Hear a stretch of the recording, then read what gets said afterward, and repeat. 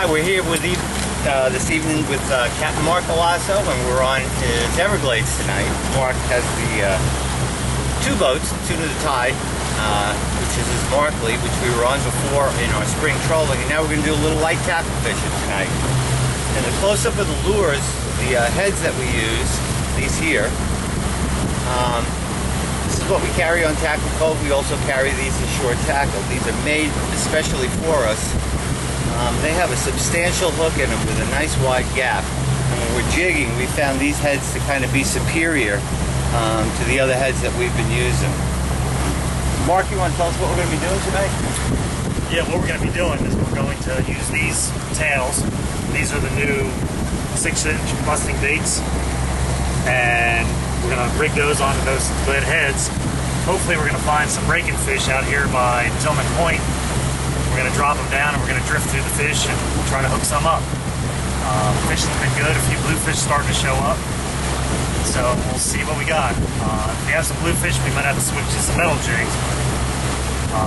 Today fishing's been pretty good, so it's about a 15-minute ride. We'll be out there jigging. And that's what we'll be starting off with tonight. What we're doing here is putting a fluorocarbon leader on our mono line, and I'm using an Albright to make that connection.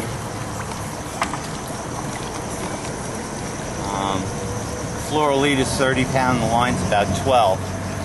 This way when we hook fish, you can actually reach down and grab the fluoro, and the fluoro is a little less visible to the fish as well. So we're going to put maybe about, I don't know, about 2 or 3 feet of that on.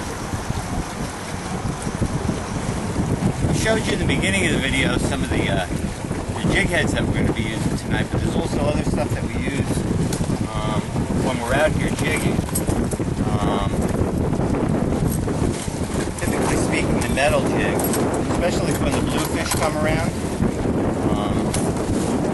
it's a lot more durable than throwing plastic out there.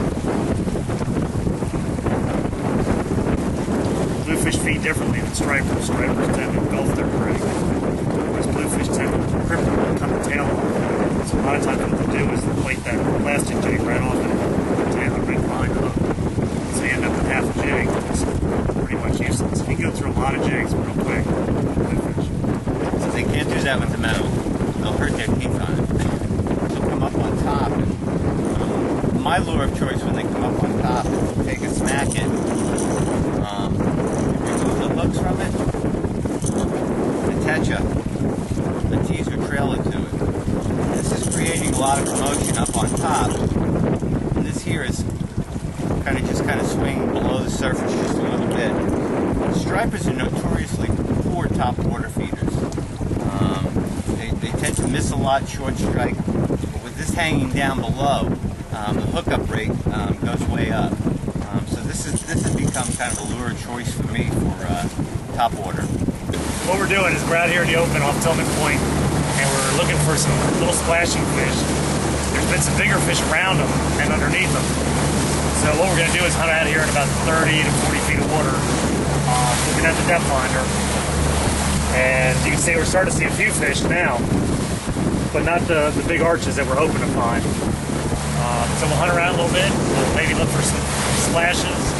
Also, there's been a bunch of ospreys that have been diving on fish out here, both stripers, rockfish, and alewives. See, there's a school of fish coming up now. Actually, the trick to this jigging, other than don't fall overboard, is what you want to do is get your line down to the water depth that you think the fish are at.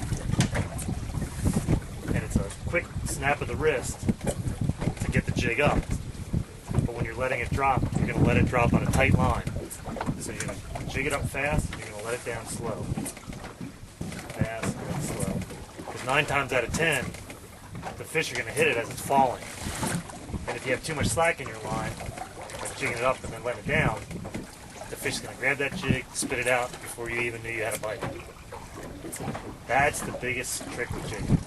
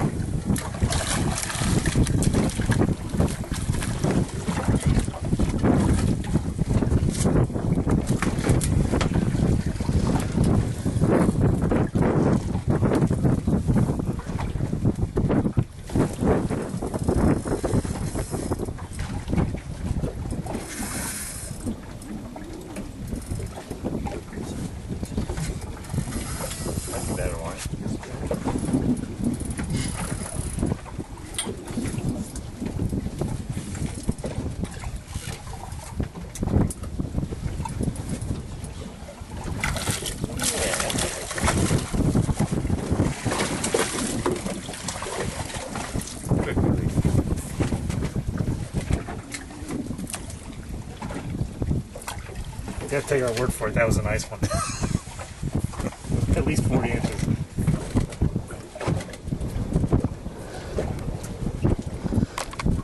There you go. Nice striper just before dark. Bloody point. Taking a one of the jigs we talked about earlier. Plus some bait's tail. Nice fish. Nice fish.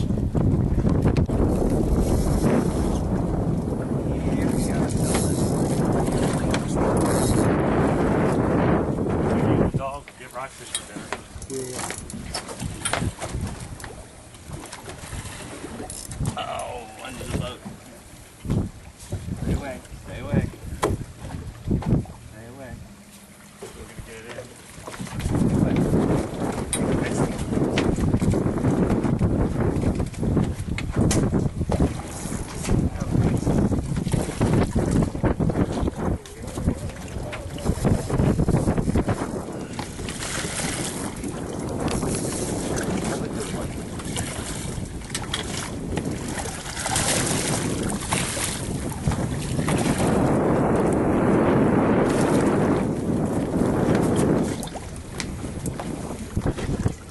Yeah, we had That was a nice striper.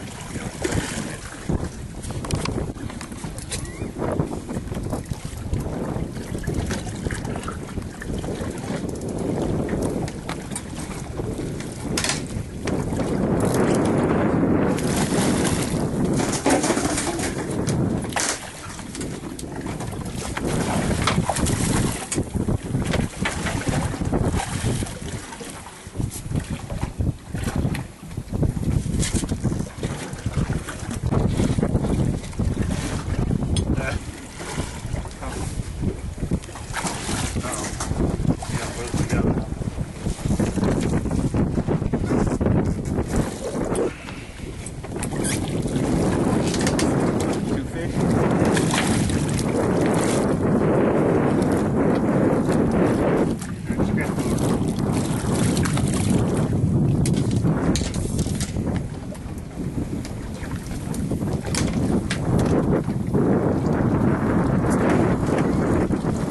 Nice.